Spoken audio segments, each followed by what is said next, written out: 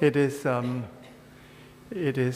very great pleasure to introduce the speaker for the second Asian Environment Lecture. Dr. Marco Lambertini is to many people in the green movement a hero. He previously was head of BirdLife, and in that capacity he did some extraordinary things. He worked very closely with Indonesia and helped the Indonesian government to conserve a very large part of their forest in Harapan. So by conserving bird life, you have to conserve the natural habitat. And it's a wonderful way of conserving natural habitat to focus on birds. So your fans in Singapore, Marco, were very happy when we learned that in April this year, you will assume your current position as Director General of WWF. WWF is probably the world's most respected and influential green NGO. I've worked closely with Yolanda Kakabatsi for many, many years and admire her a great deal. And I want to also tell you that the CEO of WWF in Singapore, Elaine Tan, is doing a good job.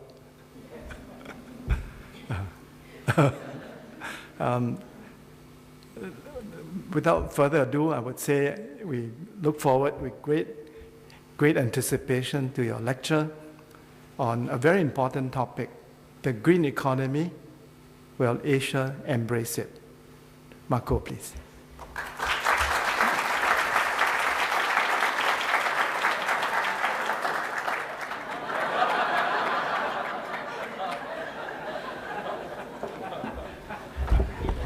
I don't know if you noticed, but not one, but two pretty boys. So that's.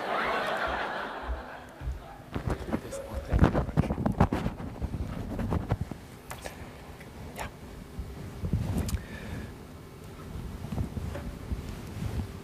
Thank you. Excellent. Well, Professor Koh, Professor Lin, thank you very much for the introduction. I'm humbled and privileged to be today giving you this second Asian environmental lecture. Distinguished guests, friends from the NGO community in Singapore, many of you I know, and particularly all of you guys, I see many of you below 30, because we are going to talk about green economy, but you are going to run it. So all of you, welcome tonight. Thank you very much for making the time to come to this lecture. When I was asked about the title, I had many ideas in mind, but I thought to go for a simpler one, which is about the green economy, and particularly try to understand what it means and in an Asian context, what it takes to really embrace it.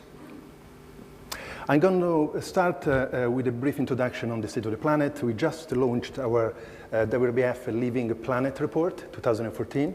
You may have heard about that, and you can actually refer to our website to download the document. I'm going to set the scene about Asia and then dive into green economy, what it means, the trends, the challenges, and some solutions stroke ideas, because I think green economy is still a concept in development very much. First of all, the basics. And the basics, and I know the audience is quite diverse, so I'm going to refer to some of the basic principles and concepts behind the green economy. The first one is that we are really completely nested into natural systems. Our life, our economy depends so much on nature. It depends on the services provided by nature, the air we breathe, the food we eat, the water we drink, but also the raw materials we use for our goods. Nature is not an abstract concept. Nature is something very tangible. Nature is about systems, and it's about systems that are made of billions of organisms spread across millions of species. These are the foundation of nature. These are the protagonists of nature. And when we talk about nature, ultimately, we talk about places that host ecosystems and ecosystems that host species. And the species that make ecosystem work, as I mentioned before, provide a huge array of services to us. Of course, they sustain life on Earth in the broader sense, but they're really producing all the critical elements that are really allowing us to prosper on the planet. And now, more than ever, we understand that. There's been, probably familiar, a fascinating report a few years ago that was really assessing the value, economic value of ecosystem services and biodiversity. And now I think we are in a position to understand very clearly the importance of these services. It's a major step forward because it has added to the nature conservation paradigm a completely new dimension. Before it was about spiritual, was about intrinsic value, was about scenic value, the way national parks were established years ago in the last century. And that was important and is still very important, but recently we have added a very important economic, utilitarian dimension. In fact, survival. Conservation of nature today is as much about nature as about us.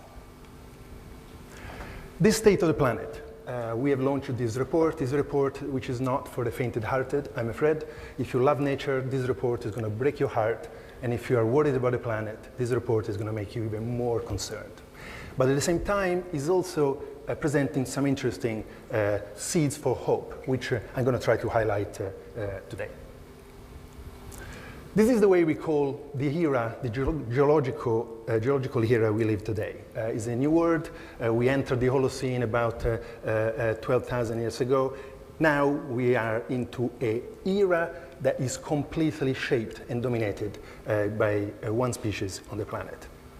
Some extraordinary calculations that has been made recently, I presented to you here.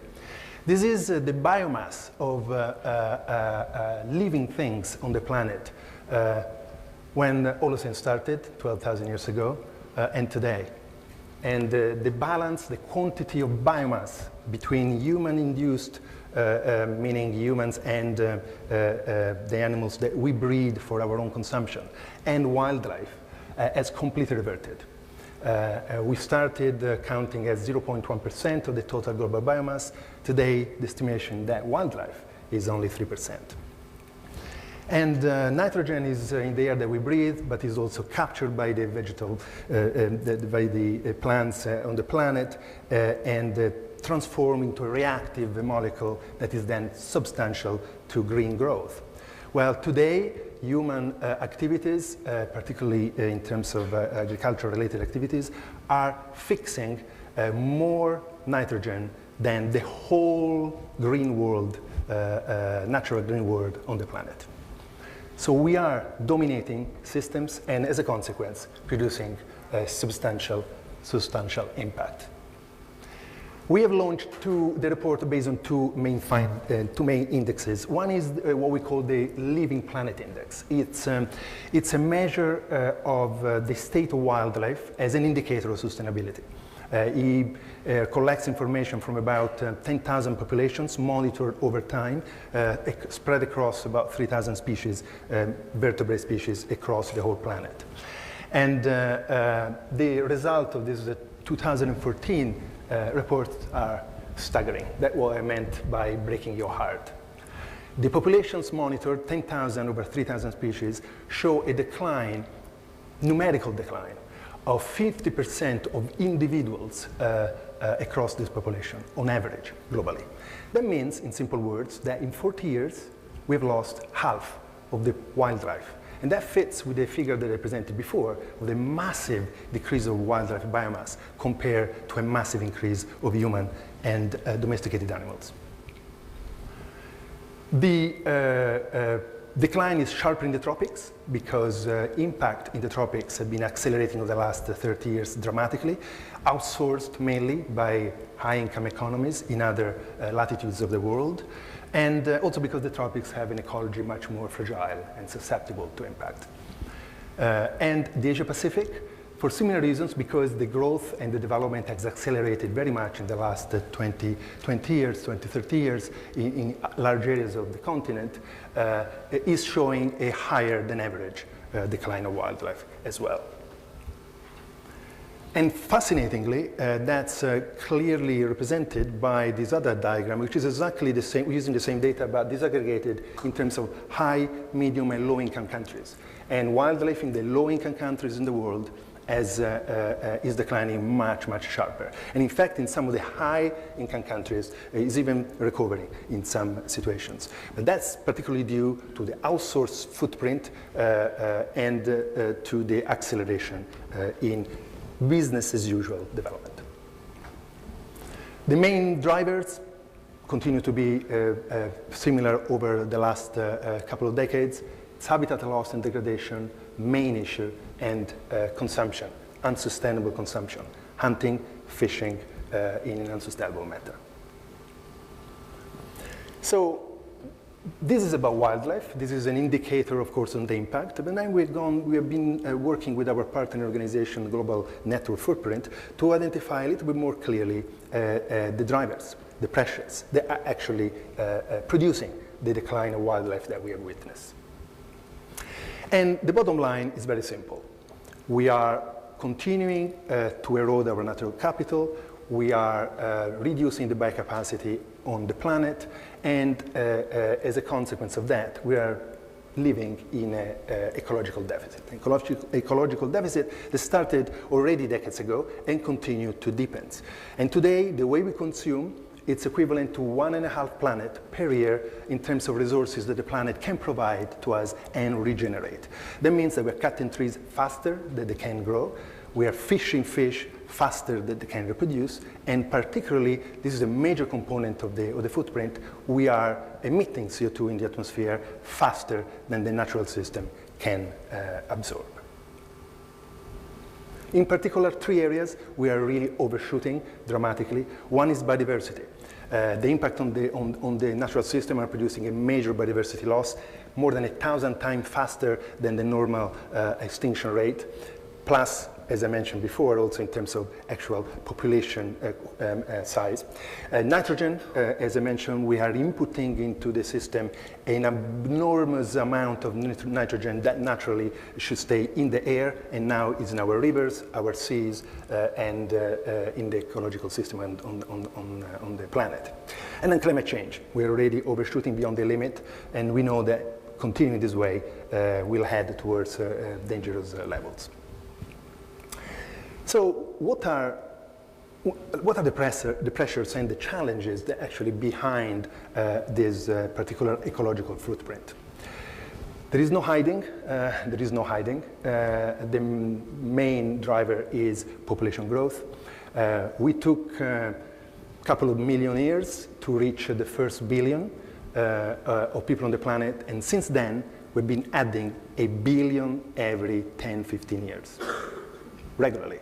And we are still continuing to do so. And we are projected to do so at least until 2050, when potentially some models are beginning to indicate that actually the population will begin to stabilize, assuming that quality of life and some particular economic conditions spread in the least developed countries today. So this is problem number 1. Who is studying ecology here knows very well we're talking about population, carrying capacity of a habitat. This is we are overshooting the carrying capacity of the planet in terms of presence and number of people. That has been paralleled by a second major driver, which is the emission of carbon dioxide and other greenhouse gases, but particularly carbon dioxide. Steadily growing, parallel due to industrial development in the last few years, and on the historic day of May 9, 2013, we reached the 400 ppm in the atmosphere. A concentration that was never reached before in human history, and that is beginning to signal that we are heading towards a 2-degree increase of temperature by the end of the century if we are not changing direction. And particularly is the highest concentration possibly revealed in the last million years. So, fossil fuel, we're burning fossil fuel, and we're burning other storage of carbon on the planet, particularly tropical forest and forest in other regions of the world. These are 2 major contributions to emission related to our economic development in different ways. And then we are producing and consuming food in a way that's also not sustainable. In many ways, many of the practices are wasting a lot of opportunities to actually support the natural system, and overshooting again in terms of key components like water, but particularly also raw materials. The oceans is no different story. This is the state of the fisheries, with underfish stock being reduced over time, the bottom gray line, and the majority of the fish stock globally are either fully fished or overfished, and the trend continues to be worrying.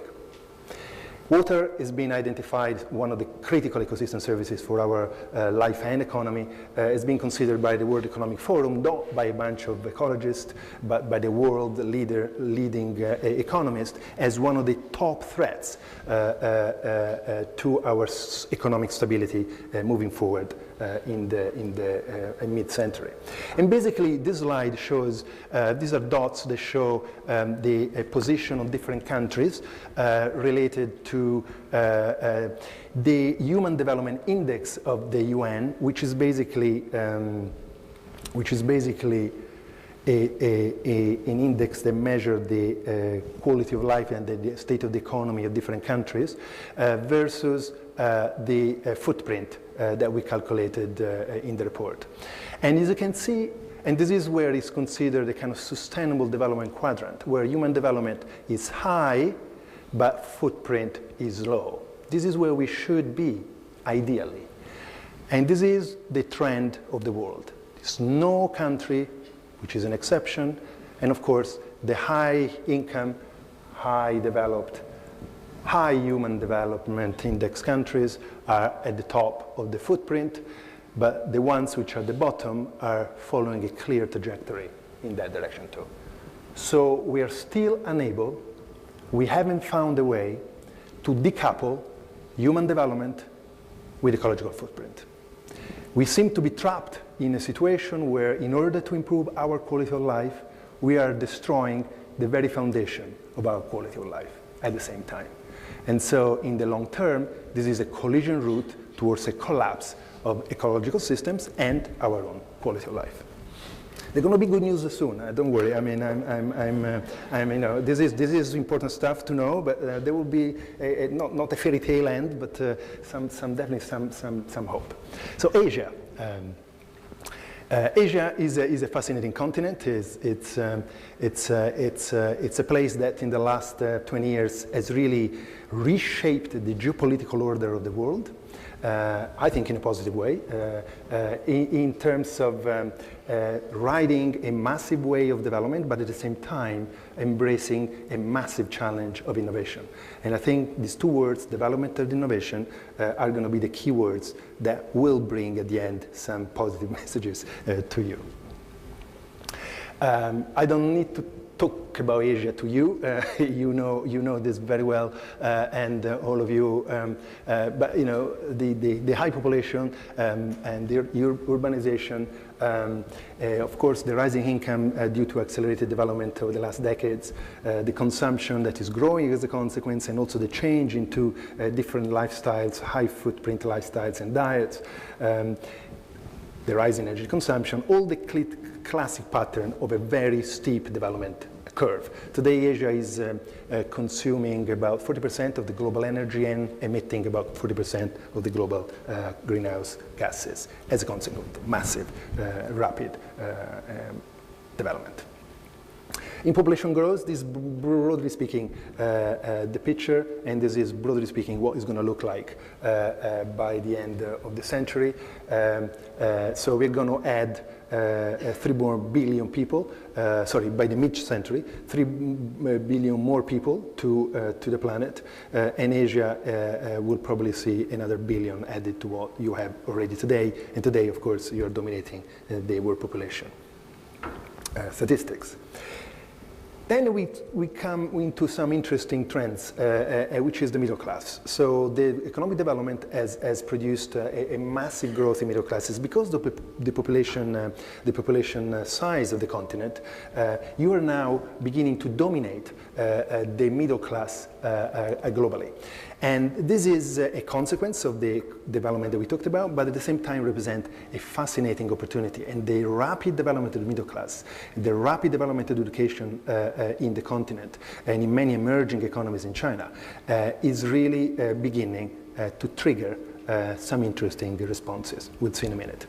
But basically, the majority of Asia, particularly the emerging economies, are, as I mentioned before, really heading to a trajectory of classic business as usual development with high footprint, particularly related to consumption, production, and CO2 emissions. This is Singapore, a high-income developed economy. Like most of the other economies in the world at this level, is far above the 1.5 average number of hertz that we are consuming every year.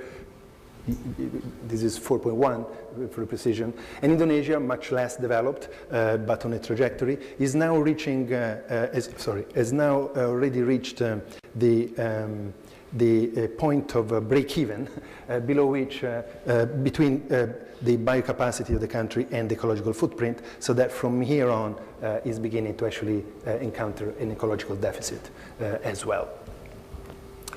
This is the Human Impact Index that assesses the presence of activities in Asia, the penetration of human activities in the Asia continent. As you can see, green is unspoiled, basically, and the rest turning red is intense presence, and shows the level of intervention. And looking at other issues like freshwater, some of the most important freshwater basins in the world under stress are in the continent. And then we're talking about green economy. And this is where, in an interesting way, Asia, with the recent development and the massive footprint connected to the development, is actually beginning to lead the way in many respects. The concept of green economy is still developing, but it's pretty simple in its foundation. It's really about, first of all, recognize the ecological limits in which we are living, and put that in practice in terms of behaviors, decisions, and utilization of innovation technology, and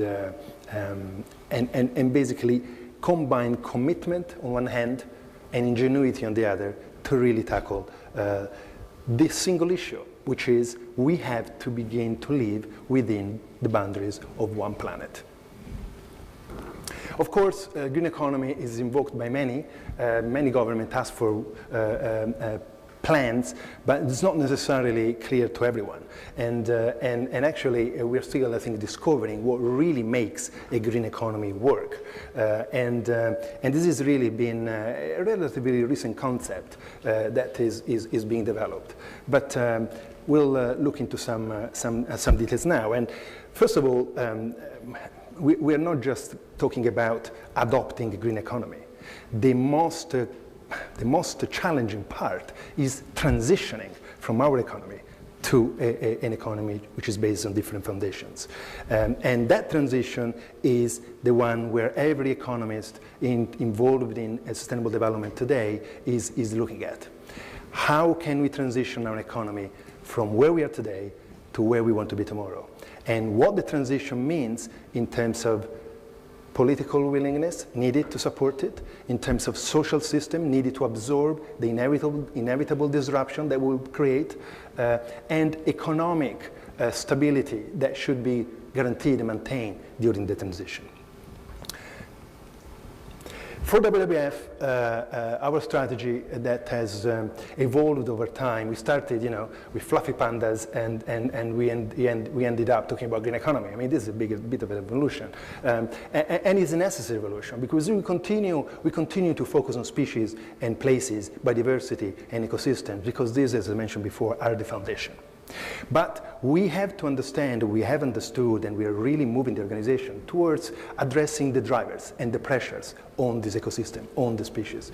And so we're increasingly organizing our work around, yes, preserving the natural capital, absolutely critical, but also looking at the real key drivers that are actually driving the picture that I presented before. And these are difficult.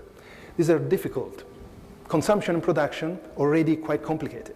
It requires a very strong interface with the private business. It requires a very strong interface with the consumer world. It requires asking people to make choices, sacrifices sometimes, and taking bold action.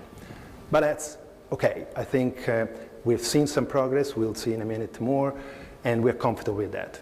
Then we move into investment. And investment is a major driver of habitat loss, major.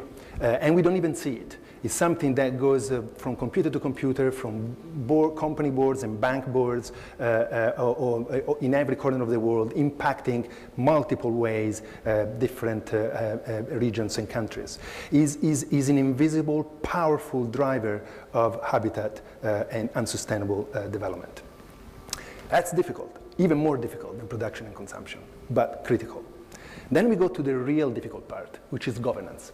Because investment, production, consumption are not operating in abstract. They are operating in a regulatory market and environment. And the governance, the good governance, from top to down, from local level to national to international, it's really the non-comfort zone where we're beginning to engage, but equally extremely important. The clean economy in Asia is to some extent a response to the, I think a response to the economic risk that is beginning to appear to the eyes of many investors, companies, and governments. Such a fast development has actually created such a strong imbalance in many regions of the continent that businesses and people on the ground and governments are beginning to realize that actually this is beginning to hit and affect productivity, social stability, and therefore economic stability too. And it's not strange that it is a response because we are responsive normally.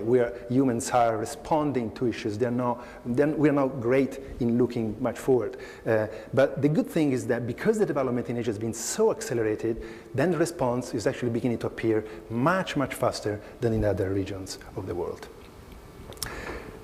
The first one, which is under discussion, of course, is the population growth. We have different scenarios, and these scenarios depend on our choices.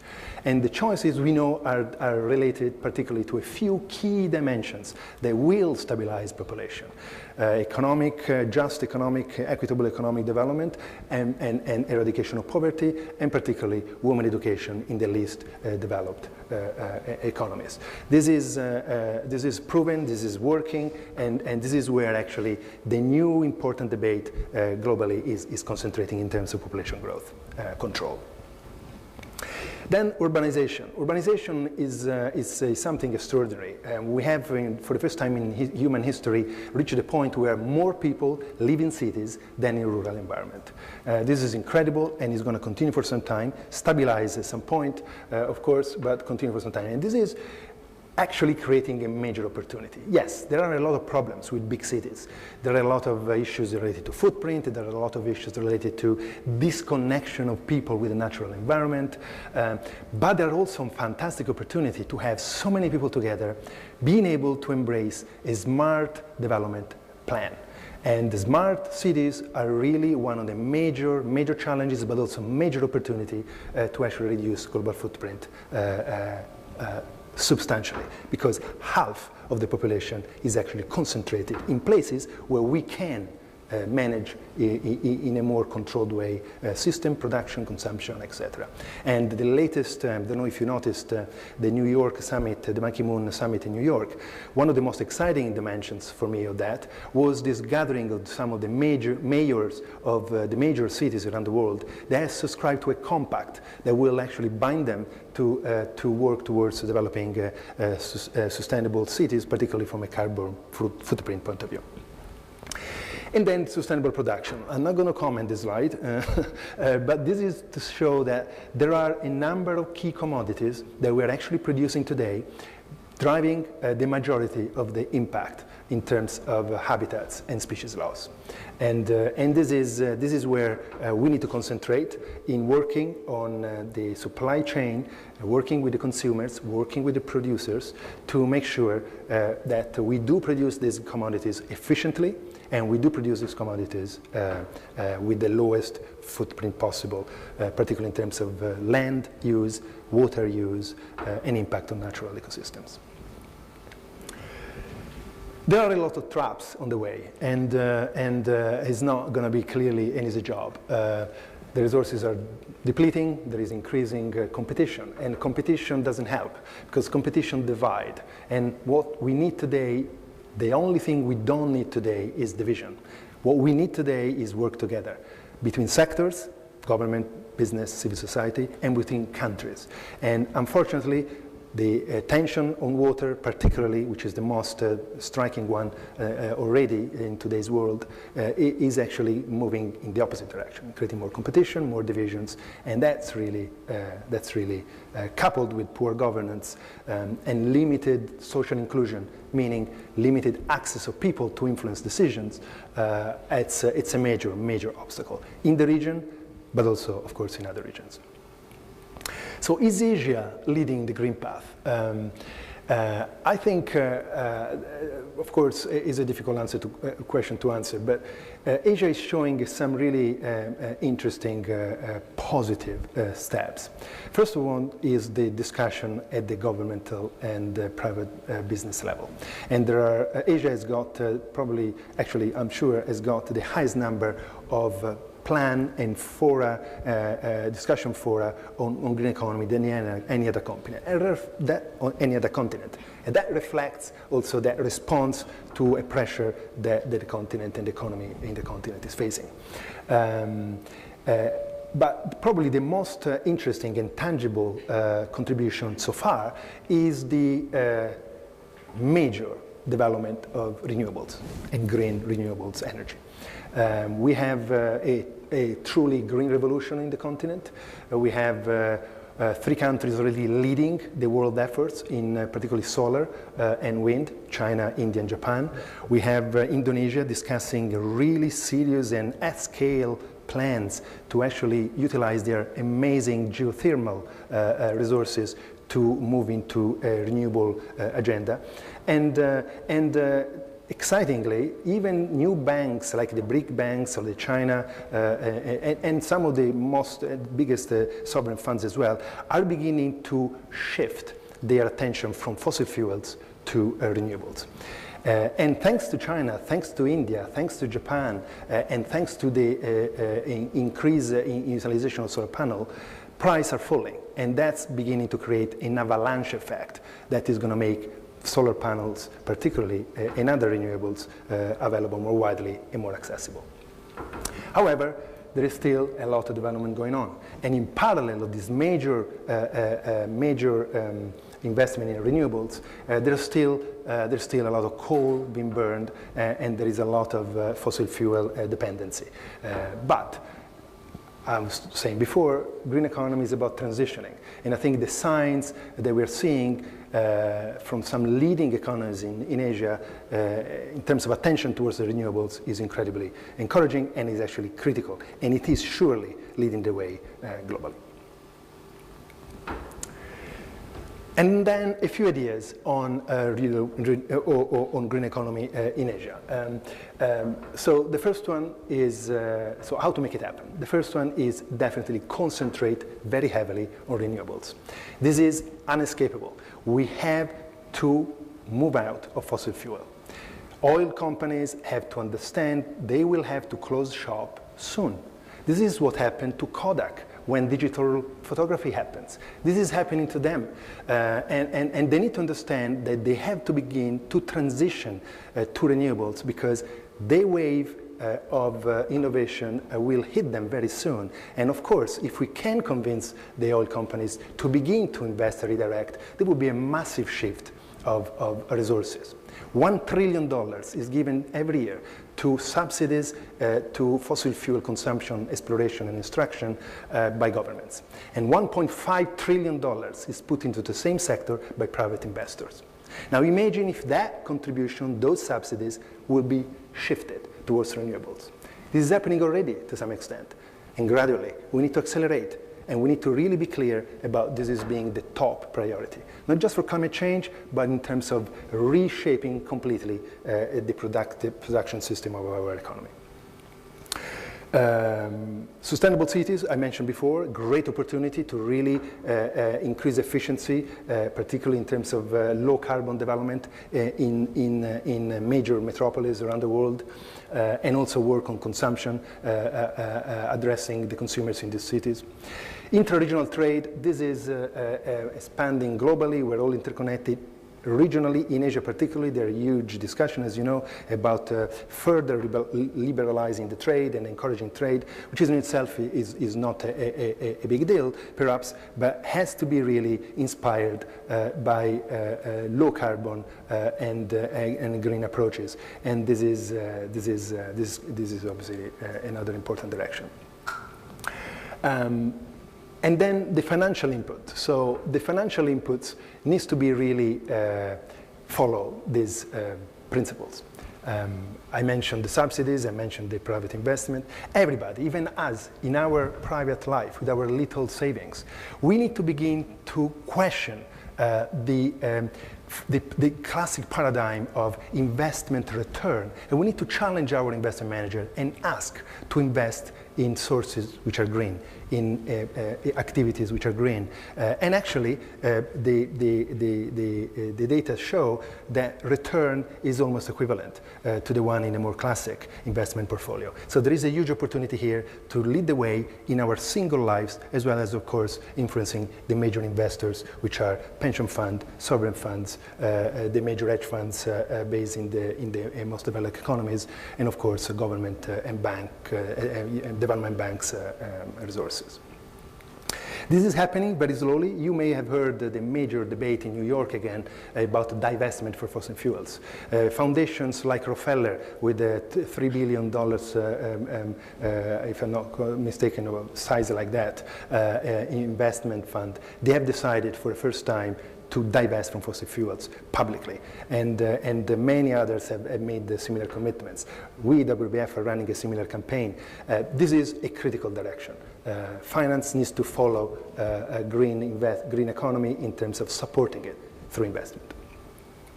And then more logical and common things, but still very important, is the importance of an integrated policy approach, particularly at the government level. And I would like to say this. I think we have seen, again, New York summit has been really a fantastic demonstration of where we are today. We've seen civil society taking the street. We've seen 500,000 people in New York and probably 5 million all over the world taking the street, asking for shifting out, moving out, and phasing out quickly our carbon-dependent economy. We've seen businesses like, including some really complicated businesses, and we've seen even palm oil, large conglomerate palm oil companies, and pulp and paper companies, making commitment to zero deforestation in a very short period of time, making bold commitment for reducing CO2 emissions. We've seen all that from the civil society at the business level.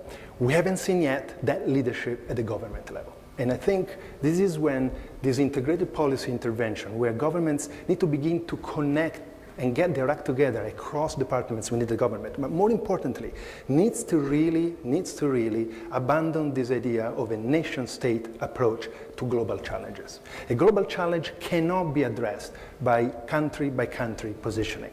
I know, this is the way we work. We're tribal, we look at our own community as the center of the universe. This is in our genes, in our DNA. But we have to really understand that in order to face a global challenge, we have to come together. And I will dream of the day when a UNFCCC final negotiation, high-level segment, would have head of states of the government around the table and no name of countries in front of them. Because they have to sit at the table and think globally, because otherwise we're not getting out of this. Good news is the government and this is their job, and it's a difficult job, need to balance different pressures. And so it is actually up to us as civil society, and up to the business to really encourage and exert pressure on the government to really make that shift, psychological and practical. Singapore specifically is also an interesting example. Of course, your situation is very specific. I mean, you're an island state, you have very limited land. You've done a lot of things in terms of maintaining a balance with the natural environment. You keep nature very close to you in the city and outside. And the awareness at the population level has grown dramatically. There is no doubt about that over the time. And your green plan is really ambitious. And I was particularly excited by hearing that recently the government has actually embraced a solar power plan for the city. And that's really important, because no matter what the impact of the country, let's say in objective terms, is globally, I think the signals that you're sending by developing a green economy type of direction in the country is very important. But I have to say that despite you being a small population in a small piece of land, you have two critical contributions that I think are very significant at an Asian and global level. The first one, of course, is consumption and production. You are a high level income country with high level of consumption. And I think consumption is critical in the bigger picture, as we've seen, and your contribution can be substantial, particularly at an Asian level.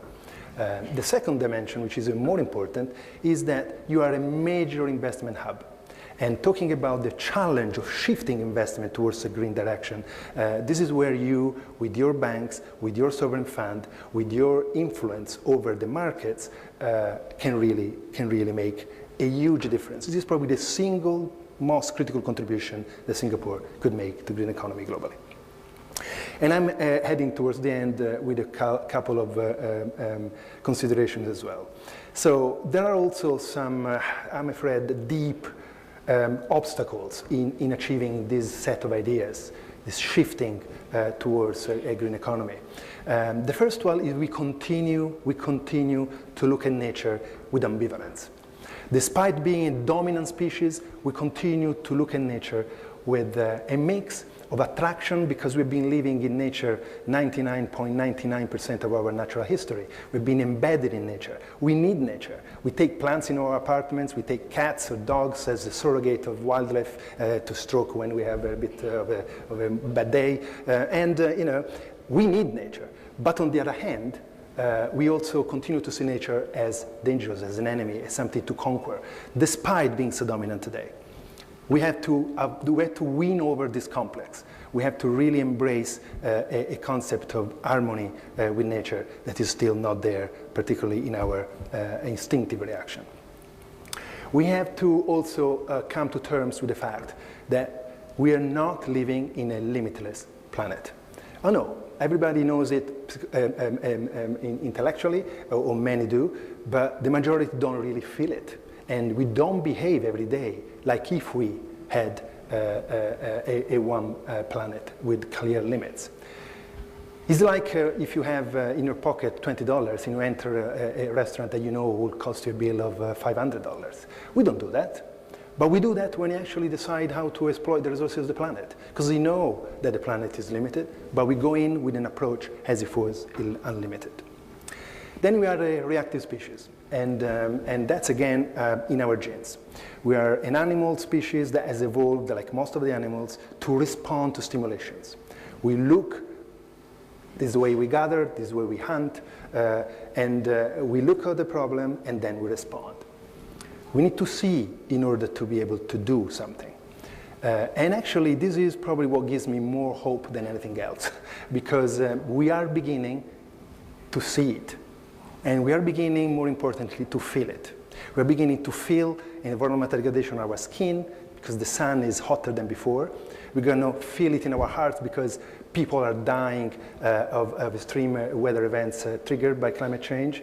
And we're going to begin to feel it in our pocket as well, particularly governments, because the cost inflicted by environmental degradation and climate change are already substantial and will continue to grow. So as that, we're beginning to respond. And so it's true, the message I presented before, we are reaching a tipping point in terms of capacity of the planet to absorb our pressure. But we are also reaching, I feel very strongly, a triggering point, which is actually the point in which our species is beginning to respond. And we've seen that. The state of the planet is going worse, the pressure is going up, but the response is increasing very fast. And I think that's really where the major promising seed of hope is. And then, as I said before, we're tribal. So this is a bit of an anthropologic view of conservation, but I think really we're also very tribal in our genes. We tend to be, family, then friends, and then of course countries. We have to look at one planet, one challenge, one tribe, because if we don't, we're not going to be able to put in place the coordination, the cohesion, the common cause, and the common purpose that we need to face the challenges today. And one example of this, I think, is the way we treat our oceans. We look at the oceans with fear. We look at the ecosystems of the oceans with something that is dangerous to us, because it is a mighty force of nature. We look at it as bottomless, and we look at it as something infinite. We look at the horizon in the open sea, and it seems that the oceans will go on forever. Now, I'm going to show you a picture that I think and I hope will stick in your mind, because this is something that definitely impressed me when the US Geological Survey showed me this image.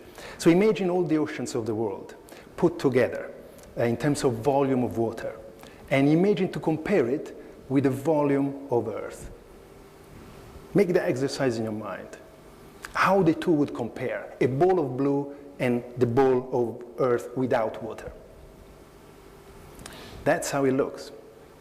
This is how the ocean altogether compared to the landmass of the whole globe of Earth. So this is just to make a simple point. Ecosystems and nature are, yes, resilient, but they're also very fragile. And compared to the pressure that we're putting on today on the natural systems, we have to really begin to accept the fact that the future of the planet, to many extent, is in our hands. But let's not be fooled, because the planet will go on, and nature will go on. It's us that actually are more in danger of suffering serious consequences. And I think these two dimensions, understanding that there is an opportunity to continue to live in and build a prosperous future for ourselves, and there is an opportunity to develop a path that actually it is within the one planet limits. And because we're feeling that by not doing that, we're suffering consequences, we're beginning to feel it directly, I think these two components are going to be really the triggers of a change dramatically. And sorry, I wanted to mention this because I was at the, well, I wasn't actually, I missed it and was so devastated because I love seafood. But you had this wonderful idea of a sustainable seafood festival, WWF and other organizations here in Singapore. And as you know, consumption can be changed. We have been pleading for the issue of the shark depletion for many years, and now we're beginning to see a change. We're beginning to see drastic change in many areas of our consumption. It can be done, and there's so many examples around the world, locally, regionally, nationally, that actually demonstrate that consumption can change, sustainable production can be put in place, and I'll be happy to talk more about this during the question and answer session. Basically, this is the option. Either we continue to move up in consuming more resources, or we stabilize at one planet. It's as simple as that. Of course, it's not simple, but the principle is very simple. We have one planet, and we have to make the most of it, preserving its natural capital. And I found this on the newspaper coming from, this is a dating agency that is using a panda as a lonely kind of, are you lonely? Dial the dating agency, you'll find a mate. That's the message. Well, the message for me was more, we cannot do this together. We cannot do this in isolation. And actually, I'm being provocative here by saying, even WWF, the panda here, cannot do it alone. We have to build partnership, and I think my vision for the organization is really, because of our brand, because of our penetration and access, is to really become more of a catalyst for the private sector, the government, and the civil society to come together and really work on sustainable solutions, because we have to work together, and this is the critical to do. And of course, we can work together. Now, I'm not sure what what kind of person was the one who gave the macaque a mobile. I think he probably lost it in a Japanese onsen, and the macaque found it afterwards. But this was actually the winner of the wildlife photography competition this year in London. And it's extraordinary, isn't it? I think he's probably dialing somebody. But this is to say that actually coming together is now easier and more exciting than ever because of the digital space that we have created.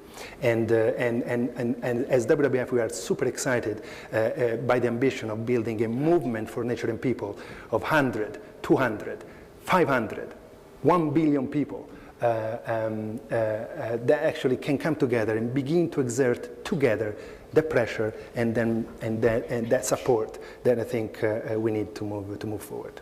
And at the end, I'm not sure if this works, but I love this clip. No, it doesn't work. Technical support.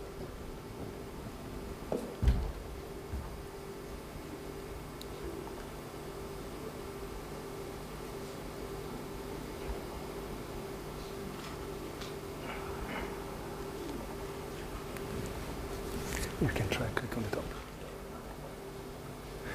Okay, well, I explained to you. This was a lovely clip, video clip, that was showing how we are all connected. It was comparing human and wildlife dimensions. It's called We Are All Connected. It's a video clip of WWF. And I wanted to end with a very romantic note, which obviously I'm not allowed to do, but doesn't matter. But this is, I invite you to look into YouTube, because we have on the YouTube the same clip. And basically it's saying we're all connected, we're all in this, and working together is going to be the only option. But yes, the situation is very grave, very serious, but as I said, I feel really we're reaching the triggering point where humanity will trigger a major response, and it's already happening. Thank you very much for your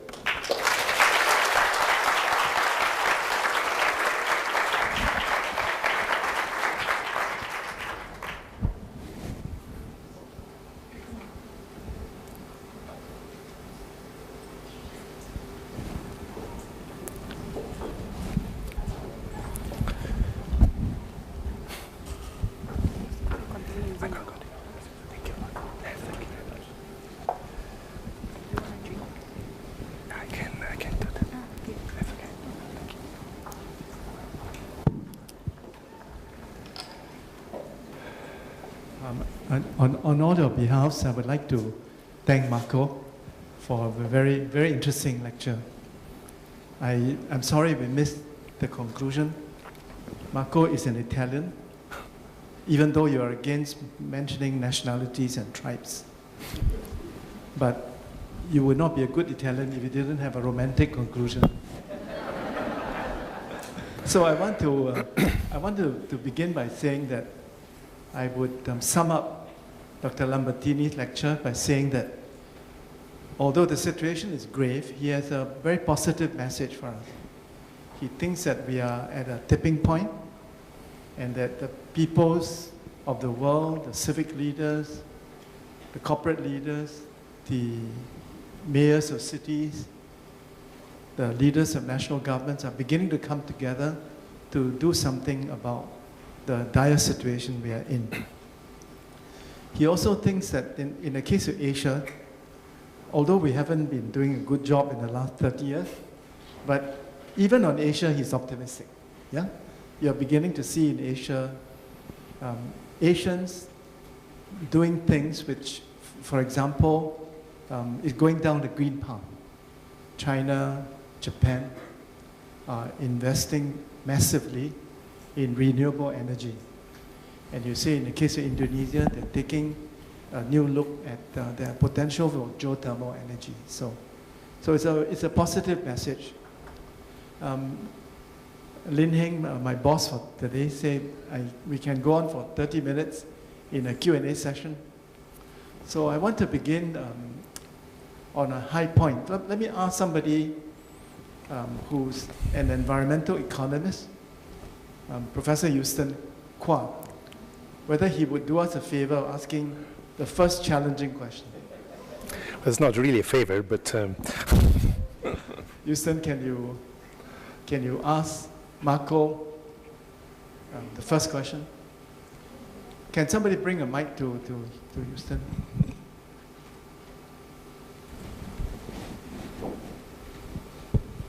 Thank you, Mr. Chairman, and thank you, Dr. Lambertini. I found your talk informative, insightful, and there's very little I would disagree with a lot of things that you say here. Normally, one takes the economist and the environmental person as an antithesis, but actually, many people have the wrong perception. That's why I say economists are often misperceived and misaligned. Regarding Asia, I think my own writings and concern is that many of the Asian governments, while they want to also help the environment and do something for the environment, they're often very constrained. They're constrained because of their situation and their differential priorities, say between the poor Asian countries compared to the richer advanced countries, whose concern of the latter is more about the quality of life. And over in Asia, we have many are still fighting just to survive. So what is the responsibilities of the governments of Asia? Naturally, to provide jobs, income, security, employment in the first instance. And we hear that all the time. But there are many things which I think as an economist that we can actually persuade and ask governments to pay more attention to. That is, for example, we talked about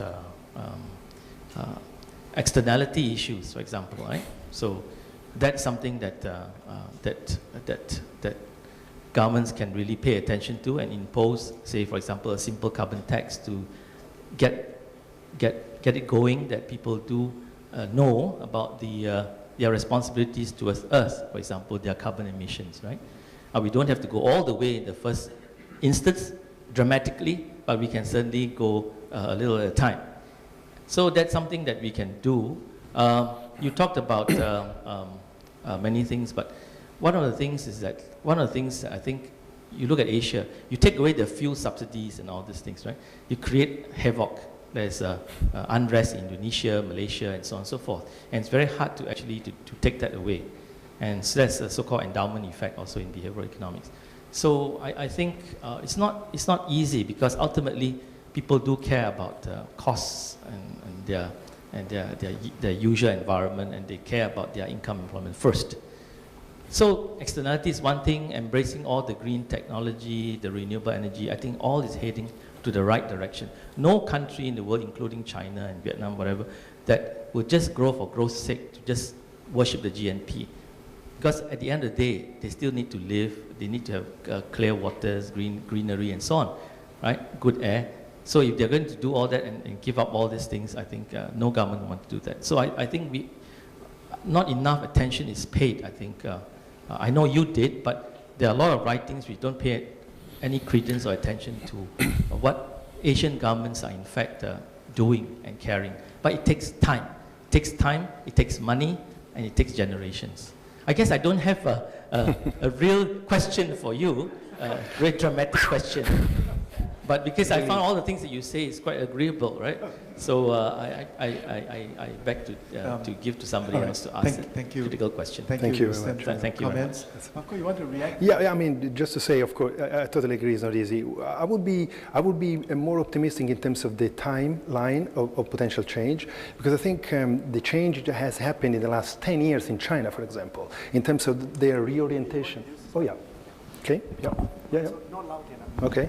I think what you've seen, for example, in China in the last decade or so, has beaten any, in terms of acceleration and pace, any other country in the world, and has been really able to parallel strong human development and strong growth, of course with the high footprint, but also parallel that with a major investment in green directions. And of course, as I mentioned before, I think the real challenge here is develop and plan a transition that allow us to minimize destabilization, because this is really the key problem. And one of the major challenges we have, and I don't think nobody has come up with an idea, is actually jobs, is about jobs. How do we maintain social stability and jobs by moving from carbon to renewable? A complicated transition process and realignment of our systems that needs to be planned very carefully. And this is where government, of course, and businesses play a major role together. Thank you. I'd like to ask Professor Simon Tay whether he could ask the next question. I'm sorry to put my friends in this position. Thank you. I think I have a question rather than a comment. I enjoyed the lecture too. May I ask maybe two, I'm not sure the quality, so maybe there's good quantity. First, on the idea of the green economy, I agree with much of what you said, but I still hesitate how different it is from the older idea of sustainable development. Obviously, it may have more appeal for economists and business people because of the word economy is there. But the concepts of bringing economic growth together with environmental concerns and social dimension were already the three pillars of sustainable development. So how different is this idea? The second, and much more specific, is we are now facing an issue which deals with, I think, the green economy. The air in Singapore is again past the 100 PSI mark, which marks not just the fires on the ground in Indonesia, but really a production and chain supply issue that implicates many industries, some of which you mentioned in the resource sector, palm oil and a couple of others. You know Indonesia very well in your previous work, and WWF is very much engaged with Indonesia. What counsel would you give to us or others in the region concerned about getting Indonesia to turn to the concept of green economy and focusing in on stopping the haze by turning production to a more sustainable basis? Thank you very much. I think the first question is probably quite simple, because I think there is not an immense difference between sustainable development concept and green economy. I think green economy is something that resonates much stronger with a number of audiences, and that's the way it has evolved in its narrative. But I agree, I think the pillars are very much the same, and the overall strategy, it is very much the same. I think one dimension maybe that has changed is that the sustainable development concept was more centered around production and use of natural resources in a renewable way. Now the carbon footprint is taking a front stage in the debate. That's a new dimension with climate change aggravating over the last 20 years. The haze, well, there are three dimensions to the haze, the issue, that are equally important and are all very interconnected. And where actually, I think, again, the two main players here, maybe including civil society to some extent, but particularly businesses and governments, have the key to resolve that. One is investment related and connected to good practices standards. So investment from Singapore into palm oil sector in Indonesia has to demand standards that you would expect in your country and that should be applied in any other country where they operate, first. Second dimension is businesses themselves.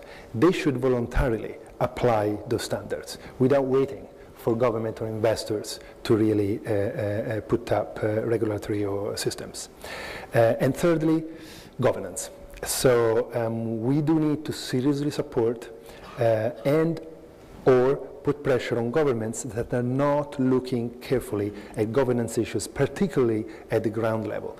Because as we know, one of the main issues in terms of unsustainable use of resources and practices in business is related to weak and not focused governance, particularly at the local level. So these are the three dimensions, two of which really reside very much in your hands. As a business community in Singapore and government, and the other, of course, mainly in Indonesia. So I wish I had the silver bullet, but I think these are the three main focus areas. Okay, thank you very much, Marco. Simon, you happy with that answer? Yes. I see a hand here. Yeah, please. Thank you. Yeah, my name is Sun Xi. I'm socially responsible investment analyst and commentary writer. I'm from China. Yeah. China is the largest developing country, but clearly we don't like pollution. We want to become a great power like USA. However, in reality, USA is the only country which rejects to sign the Kyoto Protocols. We want to become a garden country like Singapore. However, in reality, Singapore has a quite high carbon footprint per capita. We want to learn carbon emission trading scheme from Australia. However, unfortunately, Australia just decided to abandon such scheme. So now we are starting to doubt whether green economy is just a good concept. Is it really feasible for developing countries such as China? So I guess your question to Marco is, what is the role model for China? Yeah. Since United States, yeah. Singapore, Australia are not role model. What's may I answer the question? Yes, please. Yes. Very happy. I would say look to Germany as a role model. Why do I say Germany? Germany derives more than 50% of its energy from solar. Germany today generates 5 times as much energy from solar than the United States. Most people think there's a trade-off, a trade-off between economic competitiveness on the one hand and being green on the other. But the Germans have shown to the world that it is possible to be green and to be competitive. Germany has one of the world's most competitive economies. It is, after China, the second largest exporter in the world, So if you ask me, is there a role model for China? I would say, look to Germany as a role model. And Germany, actually Singapore should look to Germany as a model. Because Germany has much less sunshine than Singapore. And Germany has shown that solar power is commercially viable and competitive. So, Marco, you want to add to that? I think you did a great job. I just want to say that I really, I hope that through my presentation it came clear that I really commend the pace and the bravery of the Chinese government in dealing with some serious issues connected to your very fast growth. And on top of that, you may want to look at Germany as a role model, but I would love to see you actually putting pressure on the US, on the EU, on Australia, on Canada, because you are actually now leading the way compared to what these countries are thinking of doing. And the great opportunity to do that is next year, 2 critical appointments. The first one is the climate agreement in Paris. We cannot fail again, because if we fail again, instead of 500,000 people on the street, you're going to have 500 million people on the street. And we cannot afford that. We need Paris to work. We need a climate agreement which is ambitious and collective. The second one is the Sustainable Development Goals. This is a major investment tool that the world is coming around every number of years to decide how to support development in the planet to the least developed countries. And the Millennium Development Goals did magic for health and poverty alleviation, we know that. And we're talking about $1 trillion investment and more. Sustainable Development Goals next year, and they're called Sustainable Development Goals not by chance, they have the great opportunity to embed green economy concept, environment, into all the goals, from health to poverty alleviation to economy, because the environment is playing a role in all these dimensions. And right now, the targets and the draft goals are really reflecting that. So we're very excited. So if we can get a climate agreement in Paris and good integrated environmental development sustainable goals next year, I think that the triggering point become real. Thank you. Another question, please? Yes. Hi. I have a question about biodiversity. And finally, great. Okay, so I'm imagining you could probably eventually convince people that they should care about clean water and the climate and clean air because it affects them directly. You know, convince the average Singaporean on the street or a politician or a businessman. But how do you get them to care about some random species of moth off in Borneo, or a fungus, or a random rat or something? And what's to prevent us having a world where we solve all these problems in 100 years, but we have these simplified landscapes when we've lost a lot of the biodiversity? I think, to me, they could be decoupled. So what's to encourage people to care about biodiversity specifically? Thank you, and I hope you got a clear message also about the fact that we need to concentrate on biodiversity because it's the foundation of all ecosystem productivity. So that's very clear to us as a very top priority. I think tactically, we're talking about tactics here and social marketing almost. WWF has been always using iconic species to use them as proxies for the broader biodiversity. It's quite tough to get people excited for a moth in the middle of Borneo that doesn't even have a name. I am very excited, but I'm a bit of a rare breed. But I think using iconic species, that helps. Species that are keystone species that actually help then protect broader biodiversity. And the other dimension is to focus on ecosystems. So tropical forests, coral reefs, this is the way that from a communication perspective is beginning to resonate very strongly with the public and is beginning to really trigger a response that the single individual obscure species cannot really do. So tactically, I think these two are powerful approaches. So I guess the WWF strategy is to use charismatic species of animal to convey the message. Huh? Yes, and we have a panda instead of a moth in the logo for that reason. Yeah. You made a reference to coral reefs. Huh? One of the world's leading authorities on coral reefs is here. I don't know whether Professor Cho Long-Meng, you want to ask a question? Or? This is a payback for something. This is a revenge moment. Yes, especially in the last 5 years, there's this movement looking into the blue economy, and many countries in East Asia are really embracing it. But when I look at the concept of what they think blue economy is, somehow it is very different from our concept of green economy. And they're looking at blue economy as something that there's another big environmental dimension out there ready for exploitation. And I think somehow if we're looking at biodiversity, the marine resources, especially in the face of blue economy, because blue economy just does not embrace sustainability at all. And that, I think, is going to be a very big challenge. Just to say, you will be pleased to know that we are preparing a Blue Living Planet report. So it will be a Living Planet report focused entirely on the oceans. On the ocean. Yes. Blue Living Planet. Yes. Very good. Another question from the audience. Yes, please. Hi, I'm Jason from National Parks Board. I'd just like to ask you, most of the developed economies, during their industrialization stage, they do make use a lot of cheap fossil fuel like coal. So will it be a bit unfair to judge developing countries today in their use of coal as a source of fuel? And another question is, can you propose an alternate source of renewable energy that's as efficient, or rather that's as easily transportable and reliable as our fossil fuel?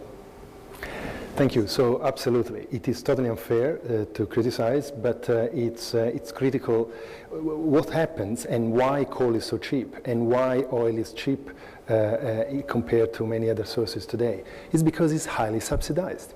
Highly subsidized. There are subsidies going into fossil fuel all over the place. There are government regulations that are protecting these businesses because until now there's been the fuel of development, and until now they've been source of employment. We need to change the paradigm. So it's not a question of criticizing, it's a question of really changing the focus. In terms of what renewables could actually happen, could actually make the difference, it all depends on country by country. But of course we're talking about the most developed one right now is wind and solar, with a greater potential, clearly.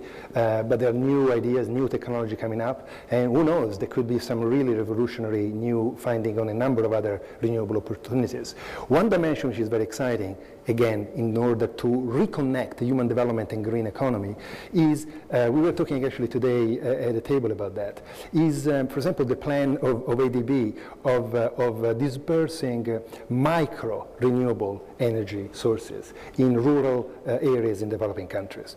This is powerful, and this is also reaching, as I said before, the important connection between quality of life, development quality of life, and decarbonization of the society. So plans like this are possible, are happening already to some extent. They could be scaled up, and that will make a major contribution in a number of countries that are beginning to develop, and to give them the opportunity to develop in a different way. Can I pursue you on this? Because I think the question he asked is a very important question, and I often hear this from my Indian colleagues. Coal is the cheapest source of energy because coal is plentiful and relatively accessible. My Indian friends will say, you, the advanced countries, had in the earlier phase of your economic development done a lot of harm to the environment. But as a result of which you now achieved the status you are in of a developed, advanced economy. This is India's historic opportunity to catch up with the West. And why are you preventing us, India, from doing so? Why are you imposing on us standards which you never observed at a similar stage in your economic development, that it is not fair? How do you respond to the Indians? So the response, I think, is actually quite simple, because it's not a question of preventing the development. The question is to actually supporting a different type of development. And that's where I'm so obsessed about really redesigning completely the investment and subsidies system that at the moment is going to continue to support India in developing onto a carbonized economy. And that has got to change, because there are alternatives. China is demonstrating that there are alternatives. China started in the business as usual kind of Western type of development, disastrous with high ecological footprint, high carbon footprint. And now, because of their size, because of their pace, they're facing already what everybody will face in the future, a tipping point. But China is still building. It's still building. Coal-fired plants. Sure, but it's transitioning. And we're talking about 15 years, 20 years, right? So it's really a tiny time horizon, and I think the trend is very clear. China is going to invest from now on in renewables, is already doing it, and China in the next 20 years is going to see a major transformation of their power generation capability. But you admitted yourself earlier in your lecture that the transition from the existing economic model to a low-carbon economy will be a difficult one, right? It is difficult for developed countries. It's even more difficult for China and India. And China is more advanced than India. So if you put yourselves in the shoes of the Indian, what are your options? Well, yes, I mean, if I had the answer, I would be the Prime Minister of India. But which I'm not sure is the job I want. But I think, I think, in fact, maybe I would challenge that view, because if you are not yet developed, that's the opportunity to develop in a different way. And the transition will be easier. The transition will be much more complicated in economies which are already embraced the carbon dependency. Economies that are less dependent on carbon because they are at the early stage of development. I think the transition could potentially be easier if the whole world supports that direction. And I'm talking about the financial markets and the investment tools that we have available. India will turn to you and say, Marco, I'm willing to not build coal-powered plants if you help me, if you subsidize. That's right. If you subsidize my renewable energy. Who's going to subsidize India's renewable energy? The same people that at the moment are subsidizing carbon-based economy, or the main financial instruments that the world has at its disposal. And so we have to redirect that financial flow completely, gradually, but completely towards renewables.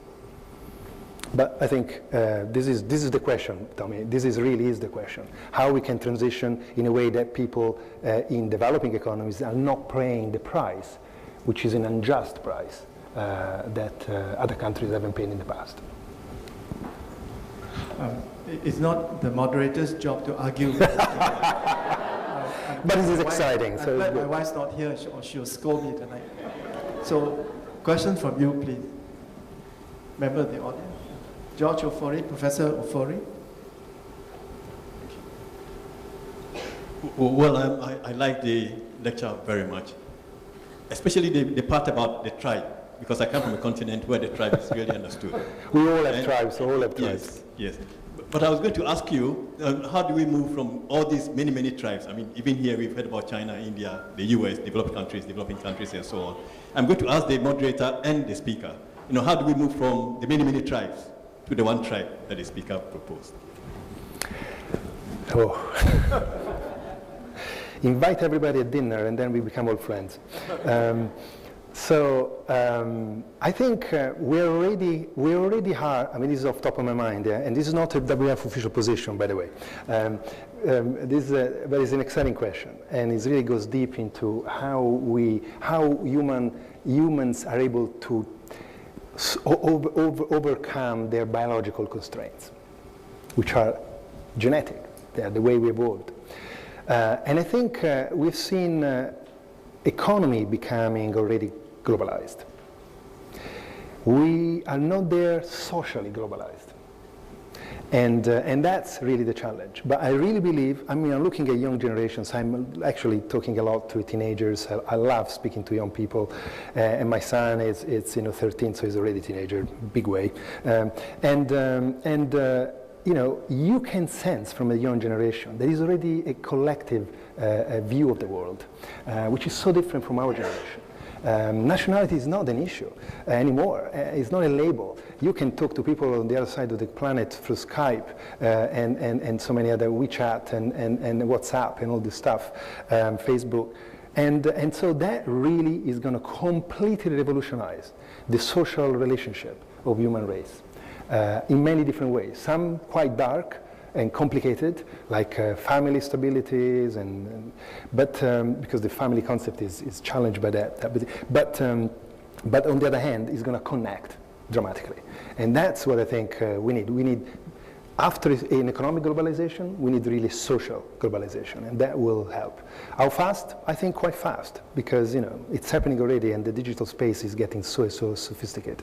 So that also gives me some interesting. I think I must argue with Marco. He doesn't like Facebook. But the reality is that we still live in a world of nation states. Sure. The reality is that there is a disconnect actually between the way in which the world is organized politically, which is into sovereign states, and the fact that we have a global economy, we live in one planet, we are so interconnected by the internet and other ways. There is a deficit of global governance. Sure, sure. And even when you produce a national leader like President Obama, who's globally minded, he cannot carry his own legislature with him. The United States Congress does not support him, So, and of course there are many other national leaders that are not globally minded, because they feel they are elected by their own people, they're not elected by the world. Prime Minister Modi has to deliver for the Indian people. So to him, creating jobs for the Indian, creating a manufacturing sector, bringing India's growth rate to 7+%, these are his domestic imperatives.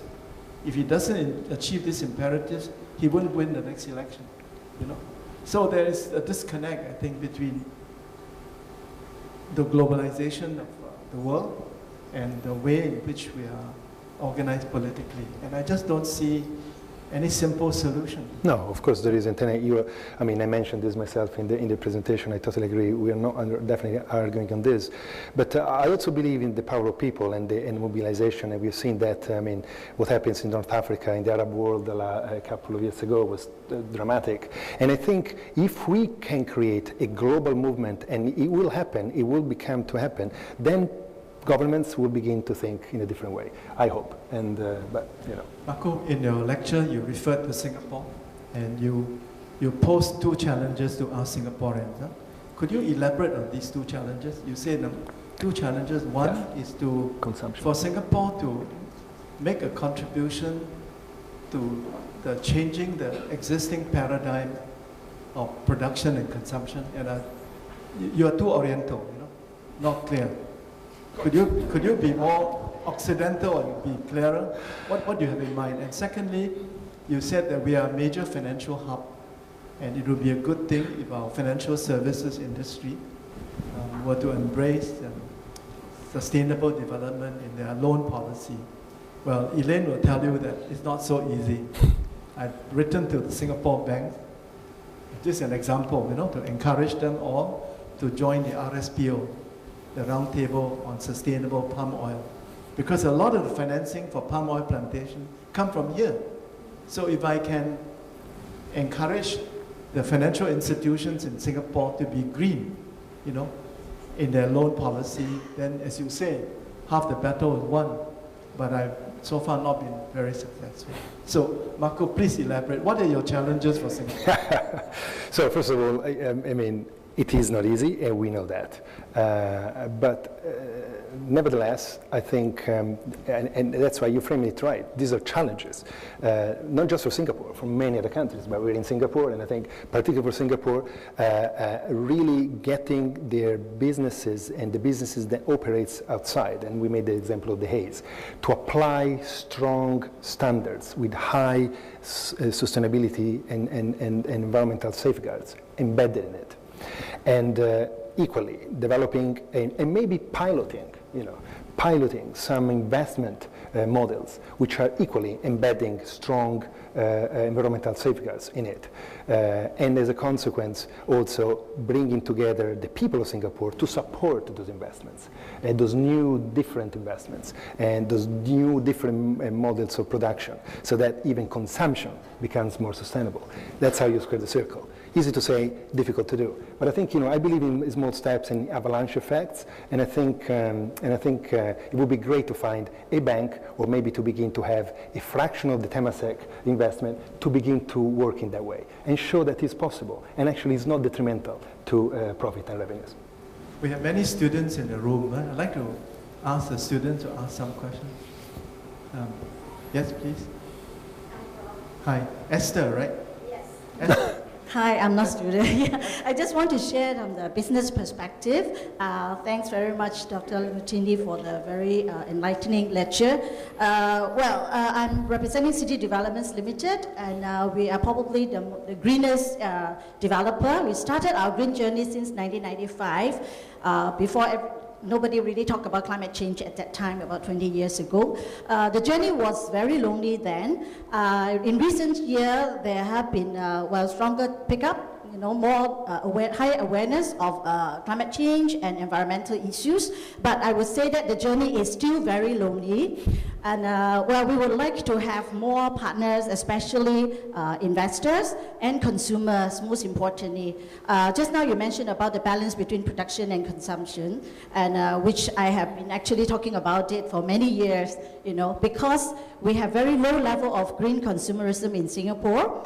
Not many buyers, purchasers are asking for green buildings like what we build, or green space. Therefore, and in fact, nobody will really pay a premium for green buildings or green homes and all that, because these are big ticket items. And I think most important thing is the consumer's mindset. Maybe it's also because of our clean and green environment that a lot of people don't feel that, wow, okay, climate change, okay, yeah, we talk about it, but I don't feel the threat until they see the haze last year. So I think it will be good that if we change the mindset of consumers, production will come. If consumers are demanding for green product, whether it's small ticket item or big ticket item like a home, there will be more developer, more manufacturer will produce green products. So this is one thing. And Prof, I also agree with you. I have been talking to bankers as well to provide a little bit of incentive for, home mortgage, not to lower the mortgage rate because our mortgage rate is already very low. Just dangle a little bit of, say, something like, furnishing, a loan or whatever at a more privileged rate. Yeah, that will actually encourage green consumerism, to go a little bit more. And only with there's demand, there will be supply, and there will be, more green products, in the country. Yeah, thank you. Thank you. Thank you. But what it really means is that there's a lot of work for Elaine to do in Singapore. She has to educate Singapore consumers so that they will pay a premium to buy green building from Esther. But Esther has been very modest. Actually, CDL is a very successful, very profitable company. And that's great. So the journey has not been lonely, because she's been very successful. That's good, and I commend your commitment. And I think, but you're right. I think he's a chicken and egg. Is production and consumption really intertwined? But I think his role of civil society, WWF, Nature Society, other organizations in Singapore to really help convince, build the consumer movement that supports that direction. And we're doing this. We're happy to do more. The lady there, please. I'm a lifelong student. I just went to Copenhagen to learn about the Nordic model. It was basically very substantial, but being an architect planner, urban designer, and a landscape architect, I felt that we should educate the young, because I think we are all able to do things that, like what you recommend, the finance part, and the marine. And I'm very glad to know that students from the MEM is looking at marine, because I was also told in Copenhagen about the water. Should Earth be called water instead of Earth? But nevertheless, what I felt is that we should start from young, for the children to be educated to eat more vegetable instead of eating chicken and beef and pork. And I think it may be mundane, but educating the young how to cycle is more important than taking them to school by car. So I felt that I would like to reverse by going back to help the young generation, getting to our government, which has done a lot for us, and able to help out where we can. Because we are already at the level that we can help others. So I feel that this is where perhaps the wildlife, like in our green movement in embark, the green mark, where we bring in diversity of butterflies and insects. But we do not know enough about insects, so we need to learn more about insects. And I would say that the government has done a lot for us, and now it's our turn to do back for the nation, for the community. Perhaps you could tell us more about how to educate our younger generation, because we are the one who have contaminated. Now we have to ask them how to recycle, stop wastage, and develop them for the future. Thank you very much.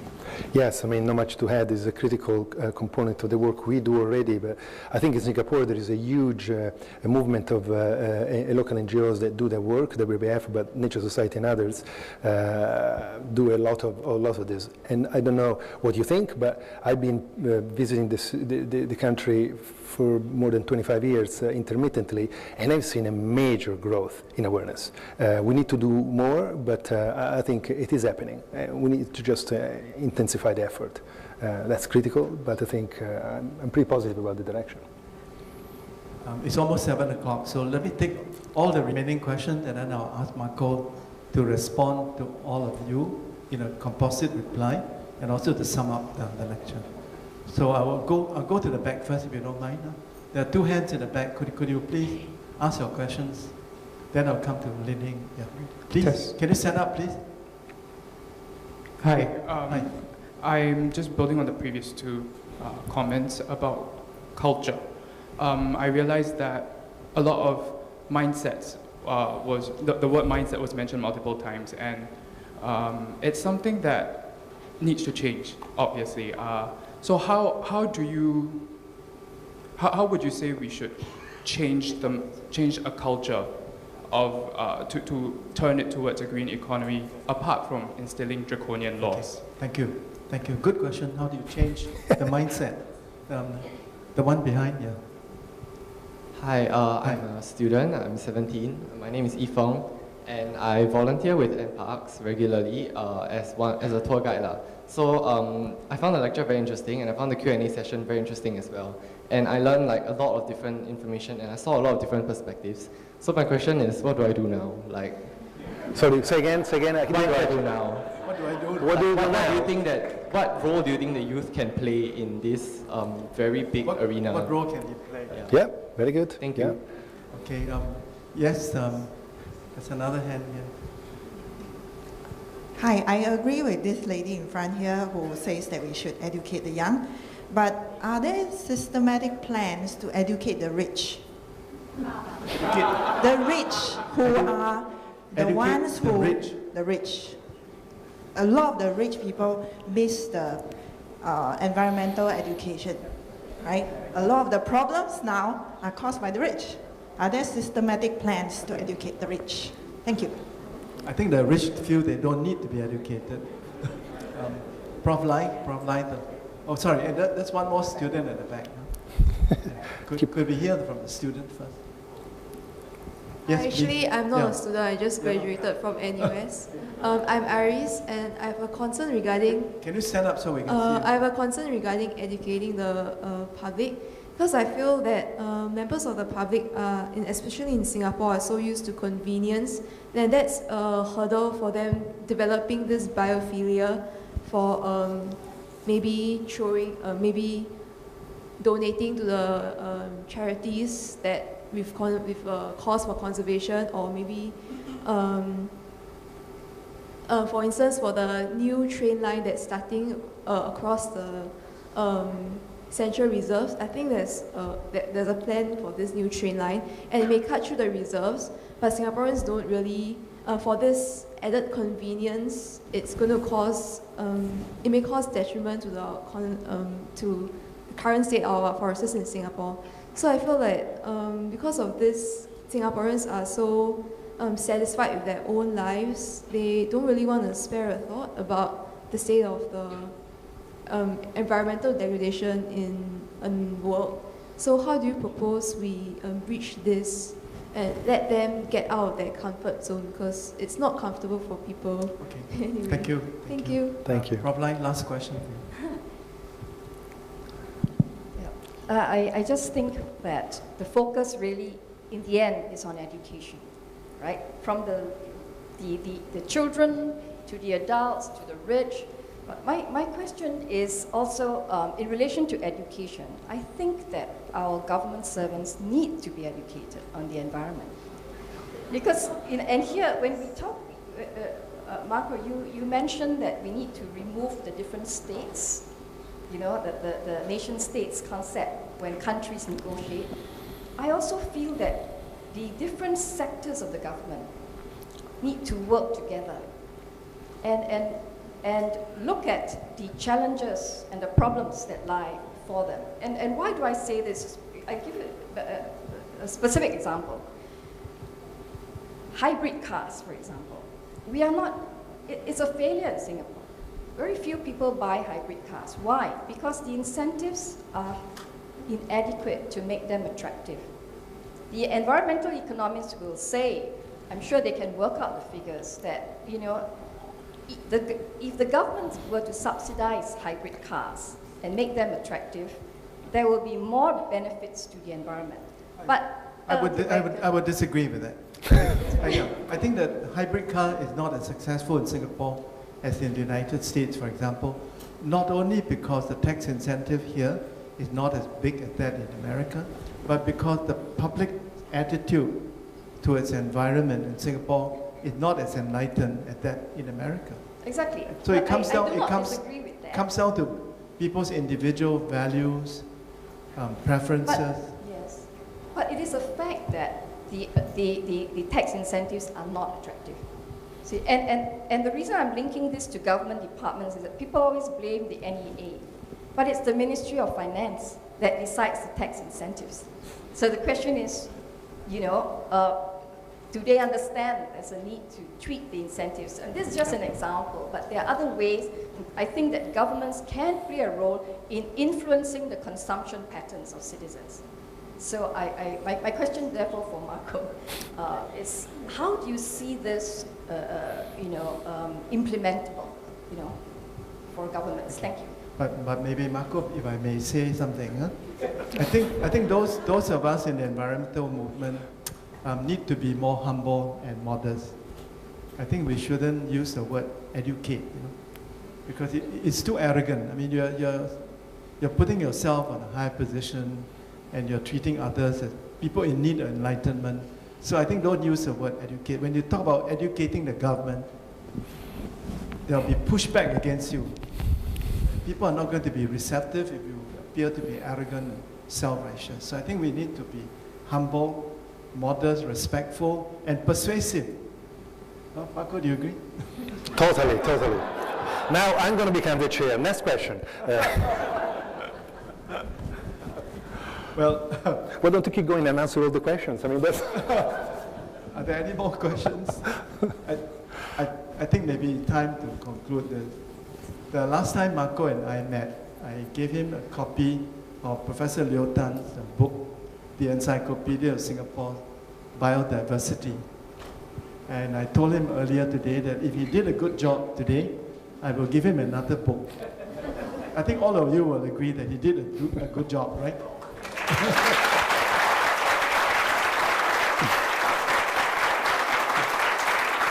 So I'm going to give him a book on Sungai Buloh. Thank you very much. Thank you very much. Thank you very much. And I think last time Tommy gave me a book was about 5 kilos heavy, so I thought it was actually punishment, not... this time you can say he's really... Thank you very much. Thank you, thank you. Thank you everyone again for coming. Just a minute, yeah, we have other presents. That was the punishment.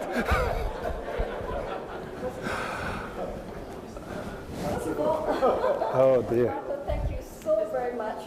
We have a lot of presents for you, but first of all, this one is a Peranakan plate. Suitably engraved, so you remember this lecture. And as I told you in the car, who are the Peranakans, And so we know that you're traveling to Indonesia, so we might just send beautiful. So it's actually specially commissioned by...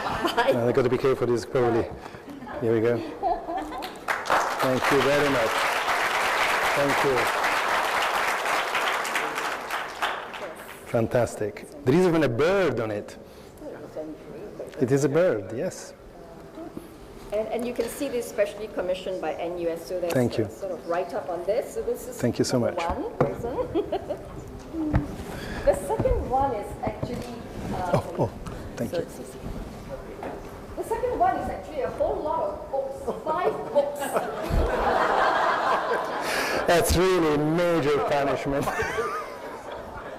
I shouldn't have said that.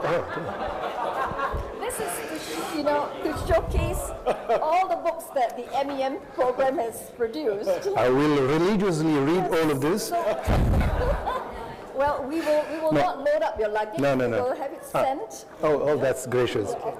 But I have to say, actually, today the university gave me a fantastic introduction of their courses, and there was a list of dissertations.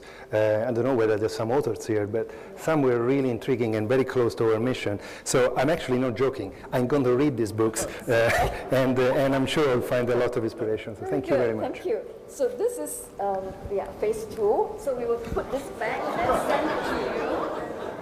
The third gift. Another present. Okay. One. It's a book on the Malayan tiger. Just last week, there was a special feature on the very highly endangered Malayan tiger.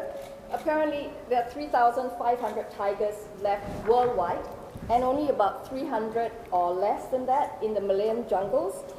And this is a book to focus on the tiger, and we need to know, perhaps I should have asked this question, how WWF is going to help the tiger conservation. So we have a program called Tigers Alive, and the target is double the number of tigers by, Hélène, 2020. So watch that space. I'll ask you for further and better particulars. Thank you very much. So this is the and then, okay. Thank you. Yes, and I also have the same book for Professor Tommy Koh. Yes, thank you. Oh, great.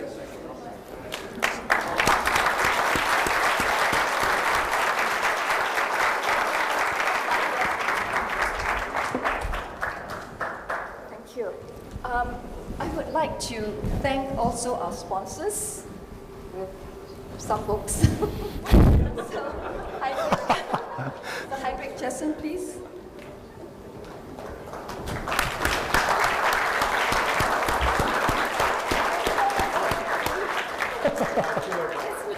That's the one, that's the one. And also the book on tigers, it's also for you.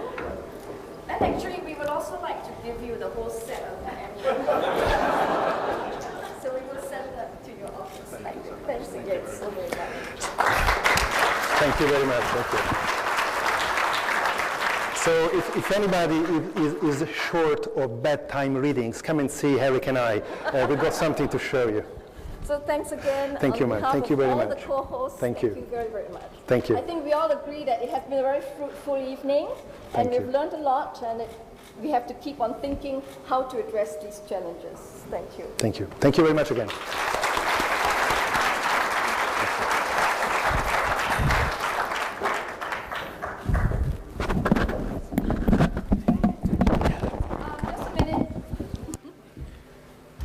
I need to also invite all of you now to a reception that's just outside. It's a good time to relax, have something to eat, and network. Okay? So do enjoy the rest of the evening. Thank you very much.